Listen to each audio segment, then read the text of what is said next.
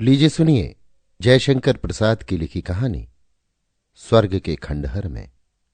वाचन समीर गोस्वामी का है। वन्य कुसुमों की झालरें सुख शीतल पवन से विकंपित होकर चारों ओर झूल रही थी। छोटे छोटे झरनों की कुल्लियाएं कतराती हुई बह रही थीं। लता वितानों से ढकी हुई प्राकृतिक गुफाएं शिल्प रचनापूर्ण सुंदर प्रकोष्ठ बनाती, जिनमें पागल कर देने वाली सुगंध की लहरें नृत्य करती थी। स्थान स्थान पर कुंजों और पुष्पशैयाओं का समारोह, छोटे छोटे विश्राम गृह, पान पात्रों से सुगंधित मदिरा, भांति भांति के सुस्वादु फल फूल वाले वृक्षों के झुरमुट, दूध और मधु की नहरों के किनारे गुलाबी बादलों का क्षणिक विश्राम, चांदनी का निभ्रंत रंगमंच, पुलकित वृक्ष फूलों पर मधुमक्खियों की भन्नाहट, रह रहकर पक्षियों की हृदय में चुभने वाली तान, मणिदीपों पर लटकती हुई मुकुलित मालाएं, तिस पर सौंदर्य के छटी हुई जोड़ों रूपवान बालक और बालिकाओं का हृदयहारी हास विलास, संगीत की अबाध गति में छोटी छोटी नावों पर उनका जलविलास। किसकी आंखें ये देखकर भी नशे में न हो जाएंगी, हृदय पागल, इंद्रियां विकल न हो रहेंगी। यही तो स्वर्ग है। झरने के तट पर बैठे हुए एक बालक ने बालिका से कहा, मैं भूल भूल जाता हूं मीना। हाँ मीना, मैं तुम्हें मीना नाम से कब तक पुकारूं? और मैं तुमको गुल कहकर क्यों बुलाऊं? क्यों मीना, यहां भी तो हम लोगों को सुखी ही है ना? आहा, क्या ही सुंदर स्थान है। हम लोग जैसे एक स्वप्न देख रहे हैं। कहीं दूसरी जगह न भेजे जाए तो क्या ही अच्छा हो। नहीं गुल, मुझे पूर्व स्मृति बिकल कर देती है। कई बरस बीत गए, वो माता के समान दुलार, उस उपासिका की स्नेहमयी करुणा भरी दृष्टि आंखों में कभी कभी चुटकी काट लेती है। मुझे तो अच्छा नहीं लगता। बंदी होकर रहना तो स्वर्ग में भी अच्छा, तुम्हें यहां रहना नहीं खलता? नहीं मीना, सबके बाद जब मैं तुम्हें अपने पास ही पाता हूं, तब और किसी आकांक्षा का स्मरण ही नहीं रह जाता। मैं समझता हूं कि तुम गलत समझते हो। मीना अभी पूरा कहने न पाई थी कि तितलियों के झुंड के पीछे उन्हीं के रंग के कौशे वसन पहने हुए बालक और बालिकाओं की दौड़ती हुई टोली ने आकर मीना और गुल को घेर लिया। जल विहार के लिए रंगीली मछलियों का खेल खेला जाए। एक साथ ही तालियां बज उठीं। मीना और गुल को ढकेलते हुए सब उसी कलनादी स्रोत में कूद पड़े। पुलिन की हरी झाड़ियों में से वंशी बजने लगी। मीना और गुल की जोड़ी आगे आगे और पीछे पीछे सब बालक बालिकाओं की टोली तैरने लगी। तीर पर की झुकी डालों के अंतराल में लुक छिप कर निकलना, उन कोमल पानी पल्लवों से शुद्र वीचियों का कटना सचमुच उसी स्वर्ग में प्राप्त था। तैरते तैरते मीना ने पूछा, गुल, यदि मैं बह जाऊं और डूबने लगूं? मैं नाव बन जाऊंगा मीना। और जो मैं यहां से सचमुच चली जाऊं? ऐसा न कहो, फिर मैं क्या करूंगा? क्यों, क्या तुम मेरे साथ न चलोगे? इतने में एक दूसरी सुंदरी जो पास थी बोली, कहां चलोगे गुल? मैं भी चलूंगी उसी कुंज में। अरे देखो, वो कैसा हरा भरा अंधकार है। गुल उसी ओर लक्ष्य करके संतरण करने लगा। बहार उसके साथ तैरने लगी। वे दोनों त्वरित गति से तैर रहे थे। मीना उनका साथ न दे सकी। वो हताश होकर और भी पिछड़ने के लिए धीरे धीरे तैरने लगी। बहार और गुल जल से टकराती हुई डालों को पकड़कर विश्राम करने लगे। किसी को समीप में न देखकर बहार ने गुल से कहा, चलो हम लोग इसी कुंज में छिप जाएं। वे दोनों उसी झुरमुट में विलीन हो गए। मीना से एक दूसरी सुंदरी ने पूछा, गुल किधर गया, तुमने देखा? मीना जानकर भी अनजान बन गई। वो दूसरे किनारे की ओर लौटती हुई बोली, मैं नहीं जानती। इतने में एक विशेष संकेत से बजती हुई सीटी सुनाई पड़ी। सब तैरना छोड़कर बाहर निकले। हरा वस्त्र पहने हुए एक गंभीर मनुष्य के साथ एक युवक दिखाई पड़ा। युवक की आंखें नशे में रंगीली हो रही थी, पैर लड़खड़ा रहे थे। सबने उस प्रौढ़ को देखते ही सिर झुका लिया। वे बोल उठे, महापुरुष, क्या कोई हमारा अतिथि आया है? हां, ये युवक स्वर्ग देखने की इच्छा रखता है, हरे वस्त्र वाले प्रौढ़ ने कहा। सबने सिर झुका लिया। फिर एक बार निर्निमेष दृष्टि से मीना की ओर देखा। वो पहाड़ी दुर्ग का भयानक शेख था। सचमुच उसे एक आत्मविस्मृति हो चली। उसने देखा उसकी कल्पना सत्य में परिणित हो रही है। मीना, आह, कितना सरल और निर्दोष सौंदर्य है। मेरे स्वर्ग की सारी माधुरी उसकी भीगी हुई एक लट के बल खाने में बंधी हुई छटपटा रही है। उसने पुकारा, मीना। मीना पास आकर खड़ी हो गई और सब उस युवक को घेर कर एक ओर चल पड़े। केवल मीना शेख के पास रह गई। शेख ने कहा, मीना, तुम मेरे स्वर्ग की रत्न हो। मीना कांप रही थी। शेख ने उसका ललाट चूम लिया और कहा, देखो, तुम किसी भी अतिथि की सेवा करने न जाना। तुम केवल उस द्राक्षा मंडप में बैठकर कभी कभी गा लिया करो। बैठो, मुझे भी अपना गीत सुना दो। मीना गाने लगी। उस गीत का तात्पर्य था, मैं एक भटकी हुई चुलबुल हूं। हे मेरे अपरिचित कुंज, क्षण भर मुझे विश्राम करने दोगे? ये मेरा क्रंदन है। मैं सच कहती हूं, ये मेरा रोना है, गाना नहीं। मुझे दम तो लेने दो। आने दो बसंत का वो प्रभात, जब संसार गुलाबी रंग में नहाकर अपने यौवन में थिरकने लगेगा, और तब मैं तुम्हें अपनी एक तान सुनाकर, केवल एक तान, इस रजनी विश्राम का मूल्य चुकाकर चली जाऊंगी। तब तक अपनी किसी सूखी हुई टूटी डाल पर ही अंधकार बिता लेने दो। मैं एक पथ भूली हुई बुलबुल हूं। शेख भूल गया कि मैं ईश्वरीय संदेह वाहक हूं, आचार्य हूं और महापुरुष हूं। वो एक क्षण के लिए अपने को भी भूल गया। उसे विश्वास हो गया कि बुलबुल तो नहीं हूं, पर कोई भूली हुई वस्तु हूं। क्या हूं, ये सोचते सोचते पागल होकर एक ओर चला गया। हरियाली से लदा हुआ ढालुआ तट था। बीच में बहता हुआ वही कलनादी स्रोत यहां कुछ गंभीर हो गया था। उस रमणीय प्रदेश के छोटे से आकाश में मदरा से भरी हुई घटा छा रही थी। लड़खड़ाते हाथ से हाथ मिलाए बहार और गुल ऊपर चढ़ रहे थे। गुल अपने आपे में नहीं है, बहार फिर भी सावधान है। वो सहारा देकर उसे ऊपर ले आ रही है। एक शिलाखंड पर बैठे हुए गुल ने कहा, प्यास लगी है। बहार पास के विश्राम गृह में गई, पान पात्र भर लाई। गुल पीकर मस्त हो रहा था। बोला, बहार, तुम बड़े वेग से मुझे खींच रही हो, संभाल सकोगी? देखो, मैं गिरा। गुल बहार की गोद में सिर रखकर आंखें बंद किए पड़ा रहा। उसने बहार के यौवन की सुगंध से घबराकर आंखें खोल दी। उसके गले में हाथ डालकर बोला, ले चलो, मुझे कहां ले चलती हो? बहार उस स्वर्ग की अप्सरा थी। विलासनी बहार एक तीव्र मदरा प्याली थी। मकरंद भरी वायु का झकोर आकर उसमें लहर उठा देता है। वो रूप का उर्मिल सरोवर गुल उन्मत्त था। बहार ने हंसकर पूछा, ये स्वर्ग छोड़कर कहां चलोगे? कहीं दूसरी जगह, जहां हम हो और तुम। क्यों, यहां कोई बाधा है? सरल गुल ने कहा, बाधा यदि कोई हो, कौन जाने। कौन? मीना? जिसे समझ लो। तो तुम उसकी उपेक्षा करके मुझे, केवल मुझे ही नहीं, ऐसा न कहो। बहार के मुंह पर हाथ रखते हुए गुल ने कहा। ठीक इसी समय नवागत युवक ने वहां आकर उन्हें सचेत कर दिया। बहार ने उठकर उसका स्वागत किया। गुल ने अपनी लाल लाल आंखों से उसको देखा। वो उठ न सका, केवल मद भरी अंगड़ाई ले रहा था। बहार ने युवक से आज्ञा लेकर प्रस्थान किया। युवक गुल के समीप आकर बैठ गया और उसे गंभीर दृष्टि से देखने लगा। गुल ने अभ्यास के अनुसार कहा, स्वागत अतिथि। तुम देवकुमार? आह, तुमको कितना खोजा मैंने। देवकुमार? कौन देवकुमार? हाँ हाँ, स्मरण होता है, पर वो विशैली पृथ्वी की बात क्यों स्मरण दिलाते हो? तुम मृत्युलोक के प्राणी, भूल जाओ उस निराशा और अभावों की सृष्टि को। देखो आनंद निकेतन, स्वर्ग का सौंदर्य। देवकुमार? देवकुमार तुमको भूल गया। तुम भीमपाल के वंशधर हो। तुम यहां बंदी हो, मूर्ख हो तुम। जिसे तुमने स्वर्ग समझ रखा है, वो तुम्हारे आत्म विस्तार की सीमा है। मैं केवल तुम्हारे ही लिए आया हूं। तो तुमने भूल की। मैं यहां बड़े सुख से हूं। बहार को बुलाऊं, कुछ खाओ पियो। कंगाल, स्वर्ग में भी आकर व्यर्थ समय नष्ट करना। संगीत सुनोगे? युवक हताश हो गया। गुल ने मन में कहा, मैं क्या करूं? सब मुझसे रूठ जाते हैं, कहीं सहृदयता नहीं। मुझसे सब अपने मन की कराना चाहते हैं, जैसे मेरे मन नहीं, हृदय नहीं है।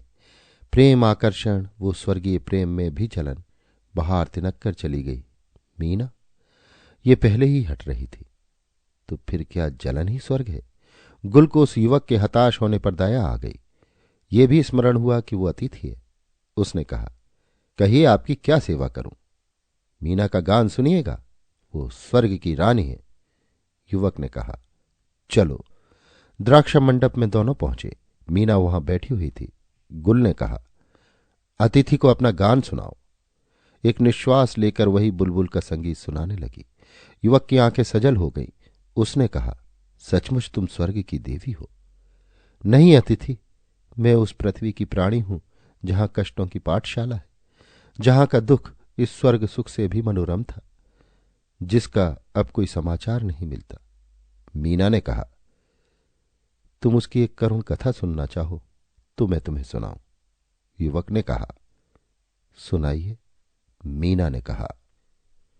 युवक कहने लगा, बालिक, गांधार, कपिशा और उद्यान मुसलमानों के भयानक आतंक में कांप रहे थे। गांधार के अंतिम आर्य नरपति भीमपाल के साथ ही शाही वंश का सौभाग्य अस्त हो गया।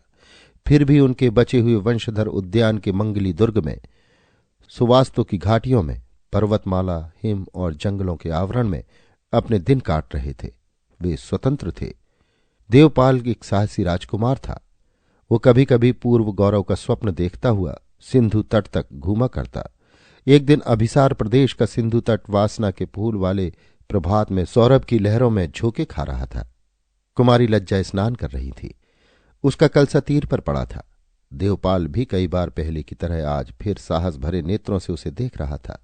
उसकी चंचलता इतने से ही न रुकी। वो बोल उठा, उषा के इस शांत आलोक में किसी मधुर कामना से ये भिखारी हृदय हंस रहा था। और मानस नंदिनी, तुम इठलाती हुई वहां चली हो। वाह रे तुम्हारा इतराना। इसीलिए तो जब कोई स्नान करके तुम्हारी लहर की तरह तरल और आदर वस्त्र ओढ़कर तुम्हारे पथरीले पुलिन में फिसलता हुआ चढ़ने लगता है, तब तुम्हारी लहरों में आंसुओं की झालरें लटकने लगती हैं।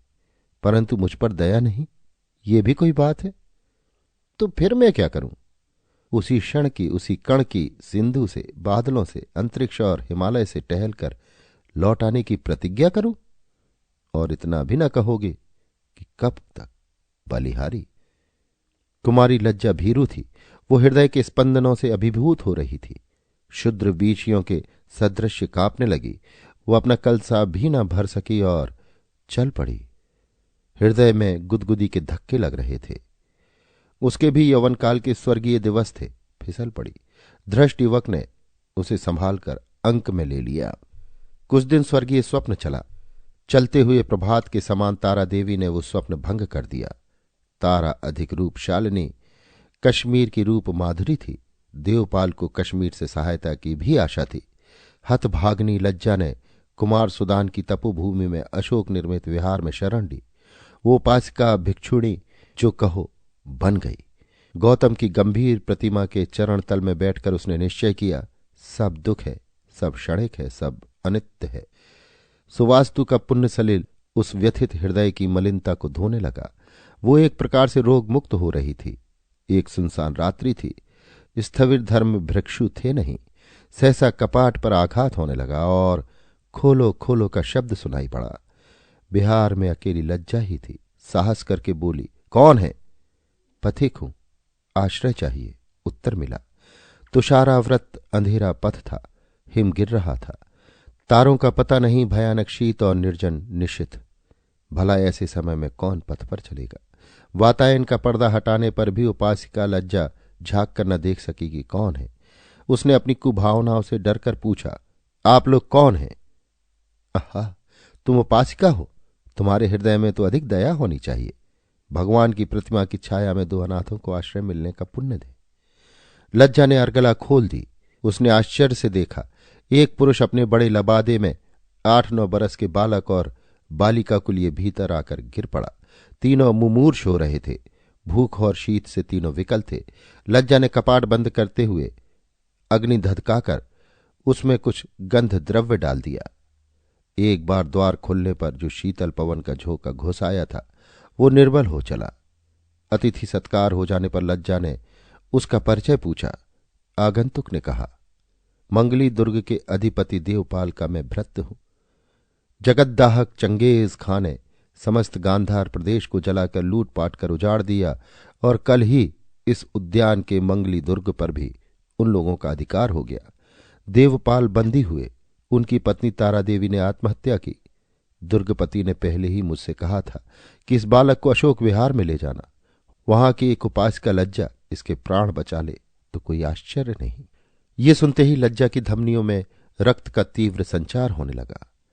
शीताधिक्य में भी उसे स्वेद आने लगा। उसने बात बदलने के लिए बालिका की ओर देखा। आगंतुक ने कहा, ये मेरी बालिका है, इसकी माता नहीं है। लज्जा ने देखा, बालिका का शुभ्र शरीर मलिन वस्त्र में दमक रहा था। नासिका मूल से कानों के समीप तक भ्रू, युगल की प्रभाव शालिनी रेखा और उसकी छाया में दो उनीदे कमल संसार से अपने को छिपा लेना चाहते थे। उसका विरागी सौंदर्य शरद के शुभ्र घन के आवरण में पूर्णिमा के चंद्र सा आप ही लज्जित था। चेष्टा करके भी लज्जा अपनी मानसिक स्थिति को चंचल होने से न संभाल सकी। वो, अच्छा आप लोग सो रही है, थके होंगे, कहती हुई दूसरे प्रकोष्ठ में चली गई। लज्जा ने वातायन खोलकर देखा। आकाश स्वच्छ हो रहा था। पार्वत्य प्रदेश के निस्तब्ध गगन में तारों की झिलमिलाहट थी। उन प्रकाश की लहरों में अशोक निर्मित स्तूप की चूड़ा पर लगा हुआ स्वर्ण का धर्मचक्र जैसे हिल रहा था। दूसरे दिन जब धर्म भिक्षु आए तो उन्होंने इन आगंतुकों को आश्चर्य से देखा और जब पूरे समाचार सुने तो और भी उबल पड़े। उन्होंने कहा, राजकुटुंब को यहां रखकर क्या इस विहार और स्तूप को भी तुम ध्वस्त कराना चाहती हो? लज्जा, तुमने ये किस प्रलोभन से किया? चंगेज खां बौद्ध है, संघ उसका विरोध क्यों करे? स्थविर, किसी को आश्रय देना क्या गौतम के धर्म के विरुद्ध है? मैं स्पष्ट कह देना चाहती हूं कि देवपाल ने मेरे साथ बड़ा अन्याय किया, फिर भी मुझ पर उसका विश्वास था। क्यों था मैं स्वयं नहीं जान सकी। इसे चाहे मेरी दुर्बलता ही समझ ले, परंतु मैं अपने प्रति विश्वास का किसी को भी दुरुपयोग नहीं करने देना चाहती। देवपाल को मैं अधिक से अधिक प्यार करती थी और अब भी बिल्कुल निश्शेष समझकर उस प्रणय का तिरस्कार कर सकूंगी, इसमें संदेह। लज्जा ने कहा, लज्जा, तो तुम संघ के सिद्धांत से च्युत हो रही हो, इसलिए तुम्हें भी विहार का त्याग करना पड़ेगा। धर्म भिक्षु ने कहा। लज्जा व्यथित हो उठी। बालक के मुख पर देवपाल की स्पष्ट छाया उसे बार बार उत्तेजित करती और वो बालिका तो उसे छोड़ना ही न चाहती थी। उसने साहस करके कहा, तब यही अच्छा होगा कि मैं भिक्षु होने का ढोंग छोड़कर अनाथों के सुख दुख में सम्मिलित हूं। उसी रात को वो दोनों बालक बालिका और विक्रम भृत्य को लेकर निस्सहाय अवस्था में चल पड़ी। छद्म वेश में ये दल यात्रा कर रहा था। इसे भिक्षा का अवलंब था।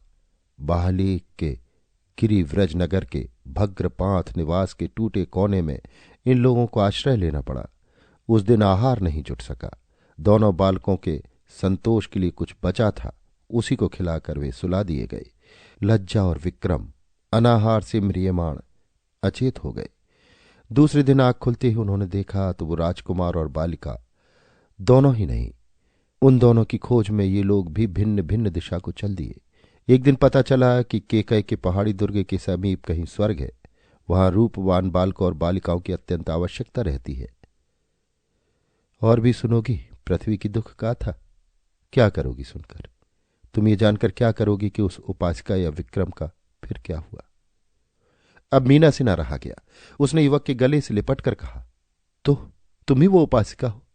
आह, सच कह दो। गुल की आंखों में अभी नशे का उतार था। उसने अंगड़ाई लेकर एक जमाही ली और कहा, बड़े आश्चर्य की बात है। क्यों मीना, अब क्या किया जाए? अकस्मात स्वर्ग के भयानक रक्षियों ने आकर उस युवक को बंदी कर लिया। मीना रोने लगी। गुल चुपचाप खड़ा था। बाहर खड़ी हंस रही थी। सहसा पीछे से आते हुए प्रहरियों के प्रधान ने ललकारा, मीना और गुल को भी। अब उस युवक ने घूम कर देखा। घनी दाढ़ी मूछों वाले प्रधान की आंखों से आंखें मिली। युवक चिल्ला उठा, देवपाल! कौन? लज्जा? अरे हां, तो देवपाल, इस अपने पुत्र गुल को भी बंदी करो। विधर्मी का कर्तव्य ही आज्ञा देता है। लज्जा ने कहा। ओह, कहता हुआ प्रधान देवपाल सिर पकड़कर बैठ गया। क्षण भर में वो उन्मत्त हो उठा और दौड़कर गुल के गले से लिपट गया। सावधान होने पर देवपाल ने लज्जा को बंदी करने वाले प्रहरी से कहा, उसे छोड़ दो। प्रहरी ने बाहर की ओर देखा। उसका गूढ़ संकेत समझकर वो बोल उठा, मुक्त करने का अधिकार केवल शेख को है। देवपाल का क्रोध सीमा का अतिक्रमण कर चुका था। उसने खड्ग चला दिया। प्रहरी गिरा। उधर बाहर हत्या हत्या चिल्लाती हुई भागी। संसार की विभूति जिस समय चरणों में लौटने लगती है, वही समय पहाड़ी दुर्ग के सिंहासन का था। शेख क्षमता की ऐश्वर्य मंडित मूर्ति था। लज्जा, मीना, गुल और देवपाल बंदी वेश में खड़े थे। भयानक प्रहरी दूर दूर खड़े पवन की भी गति जांच रहे थे। जितना भीषण प्रभाव संभव है वो शेख के उस सभागृह में था। शेख ने पूछा, देवपाल, तुझे इस धर्म पर विश्वास है कि नहीं? नहीं, देवपाल ने उत्तर दिया। तब तुमने हमको धोखा दिया? नहीं, चंगेज के बंदीगृह से छुड़ाने में जब समरखंड में तुम्हारे अनुचरों ने मेरी सहायता की और मैं तुम्हारे उत्कोच या मूल्य से क्रीत हुआ, तब मुझे तुम्हारी आज्ञा पूरी करने की स्वभावतः इच्छा हुई। अपने शत्रु चंगेज का ईश्वरीय कोप, चंगेज का नाश करने की एक विकट लालसा मन में खेलने लगी और मैंने उसकी हत्या की भी। मैं धर्म मानकर कुछ करने गया था, वो समझना भ्रम है। यहां तक तो मेरी आज्ञा के अनुसार ही हुआ, परंतु उस अलाउद्दीन की हत्या क्यों की? दांत पीसकर शेख ने कहा, यह मेरा उससे प्रतिशोध था। अविचल भाव से देवपाल ने कहा, तुम जानते हो कि इस पहाड़ के शेख केवल स्वर्ग के ही अधिपति नहीं, प्रत्युत हत्या के दूत भी है। क्रोध से शेख ने कहा, इसके जानने की मुझे उत्कंठा नहीं है शेख। प्राणी धर्म में मेरा अखंड विश्वास है। अपनी रक्षा करने के लिए, अपने प्रतिशोध के लिए जो स्वाभाविक जीवन तत्व के सिद्धांत की अवहेलना करके चुप बैठता है, उसे मृतक, कायर, सजीवता विहीन, हड्डी मांस के टुकड़े के अतिरिक्त मैं कुछ नहीं समझता। मनुष्य परिस्थितियों का अंधभक्त है, इसलिए मुझे जो करना था वो मैंने किया। अब तुम अपना कर्तव्य कर सकते हो। देवपाल का स्वर दृढ़ था। भयानक शेख अपनी पूर्ण उत्तेजना से चिल्ला उठा। उसने कहा, और तू कौन है स्त्री? तेरा इतना साहस मुझे ठगना? लज्जा अपना बाह आवरण फेंकती हुई बोली, हां शेख, अब आवश्यकता नहीं कि मैं छिपाऊं। मैं देवपाल की प्रेरणी हूं। तो तुम इन सबको ले जाने या बहकाने आई थी, क्यों? आवश्यकता से प्रेरित होकर, जैसे अत्यंत कुत्सित मनुष्य धर्माचार्य बनने का ढोंग कर रहा है, ठीक उसी प्रकार मैं स्त्री होकर भी पुरुष बनी। ये दूसरी बात है कि संसार के सबसे पवित्र वस्तु धर्म की आड़ में आकांक्षा खेलती है। तुम्हारे पास साधन है, मेरे पास नहीं, अन्यथा मेरी आवश्यकता किसी से कम न थी। लज्जा हाँफ रही थी। शेख ने देखा वो द्रप्त सौंदर्य, यौवन के ढलने में भी एक तीव्र प्रवाह था, जैसे चांदनी रात में पहाड़ से झरना गिर रहा हो। एक क्षण के लिए उसकी समस्त उत्तेजना पालतू पशु के समान सौम्य हो गई। उसने कहा, तुम ठीक मेरे स्वर्ग की रानी होने के योग्य हो। यदि मेरे मत में तुम्हारा विश्वास हो तो मैं तुम्हें मुक्त कर सकता हूं। बोलो। स्वर्ग? इस पृथ्वी को स्वर्ग की आवश्यकता क्या है शेख? नाना, इस पृथ्वी को स्वर्ग के ठेकेदारों से बचाना होगा। पृथ्वी का गौरव स्वर्ग बन जाने से नष्ट हो जाएगा। इसकी स्वाभाविकता साधारण स्थिति में ही रह सकती है। पृथ्वी को केवल वसुंधरा होकर मानव जाति के लिए जीने दो। अपनी आकांक्षा के कल्पित स्वर्ग के लिए, शुद्र स्वार्थ के लिए इस महती को, इस धरती को नरक न बनाओ, जिसमें देवता बनने के प्रलोभन में पड़कर मनुष्य राक्षस न बन जाए शेख। लज्जा ने कहा। शेख पत्थर भरे बादलों के समान कड़कड़ा उठा। उसने कहा, ले जाओ इन दोनों बंदी को, मैं फिर विचार करूंगा। और गुल, तुम लोगों का यह पहला अपराध है, क्षमा करता हूं। सुनती हो मीना, जाओ अपने कुंज में भागो, इन दोनों को भूल जाओ। बहार ने एक दिन गुल से कहा, चलो द्राक्षा मंडप में संगीत का आनंद लिया जाए। दोनों स्वर्गीय मदरा में झूम रहे थे। मीना वहां अकेली बैठी उदासी में गा रही थी।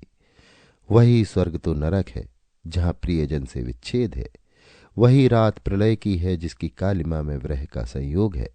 वो यौवन निष्फल है जिसका हृदयवान उपासक नहीं। वो मदरा हलाहल है, पाप है जो उन मधुर अधरों को उच्छिष्ट नहीं। वो प्रणय विषाक्त छुरी है जिसमें कपट है। इसलिए हे जीवन, तू स्वप्न न देख, विस्मृति की निद्रा में सो जा। सुषुप्ति आदि आनंद नहीं, तो दुखों का अभाव तो है। इस जागरण से, इस आकांक्षा और अभाव के जागरण से वो निद्रवद्ध सोना कहाँ अच्छा है मेरे जीवन। बहार का साहस न हुआ कि वो मंडप में पैर धरे, पर गुल वो तो जैसे मूक था। एक भूल, अपराध और मनोवेदना के निंजन कानन में भटक रहा था। यद्यपि उसके चरण निश्चल थे। इतने में हलचल मच गई, चारों ओर दौड़ धूप होने लगी। मालूम हुआ स्वर्ग पर तातार के खान की चढ़ाई है। बरसों घिरे रहने से स्वर्ग की विभूति निश्शेष हो गई थी। स्वर्गीय जीव अनाहार से तड़प रहे थे, तब भी मीना को आहार मिलता। आज शेख सामने बैठा था। उसकी प्याली में मदिरा की कुछ अंतिम बूंदें थीं। जलन की तीव्र पीड़ा से व्याकुल और आहत बहार उधर तड़प रही थी। आज बंदी भी मुक्त कर दिए गए थे। स्वर्ग के विस्तृत प्रांगण में बंदियों के दम तोड़ने की कातर ध्वनि गूंज रही थी। शेख ने एक बार उन्हें हंसकर देखा, फिर मीना की ओर देखकर कहा, मीना, आज अंतिम दिन है। इस प्याली में अंतिम घूंटे हैं, मुझे अपने हाथ से पिला दोगे? बंदी हूं शेख, चाहे जो कहो। शेख एक दीर्घ निश्वास लेकर उठ खड़ा हुआ। उसने अपनी तलवार संभाली। इतने में द्वार टूट पड़ा। तातारी घुसते हुए दिखलाई पड़े। शेख के पाप दुर्बल हाथों से तलवार गिर पड़ी। द्राक्षा के रूखे कुंज में देवपाल, लज्जा और गुल के शव के पास मीना चुपचाप बैठी थी। उसकी आंखों में न आंसू थे, न होठों पर क्रंदन। वो सजीव अनुकंपा निष्ठुर हो रही थी। तातारों के सेनापतियों ने आकर देखा। उस दावाग्नि के अंधड़ में तृण कुसुम सुरक्षित है। वो अपनी प्रतिहिंसा से अंधा हो रहा था। कड़क कर उसने पूछा, तू शेख की बेटी है? मीना ने जैसे मूर्छा से आंखें खोली। उसने विश्वास भरी वाणी से कहा, पिता, मैं तुम्हारी लीला हूं। सेनापति विक्रम को उस प्रांत का शासन मिला, पर मीना उन्हीं स्वर्ग के खंडहरों में उन्मुक्त घूमा करती। जब सेनापति बहुत स्मरण दिलाता तो वो कह देती, मैं एक भटकी हुई बुलबुल हूं, मुझे किसी टूटी डाल पर अंधकार बिता लेने दो। इस रजनी विश्राम का मूल्य अंतिम तान सुनाकर जाऊंगी। मालूम नहीं उसकी अंतिम तान किसी ने सुनी या नहीं। अभी आप सुन रहे थे जयशंकर प्रसाद की लिखी कहानी स्वर्ग के खंडहर में। वाचन समीर गोस्वामी का था।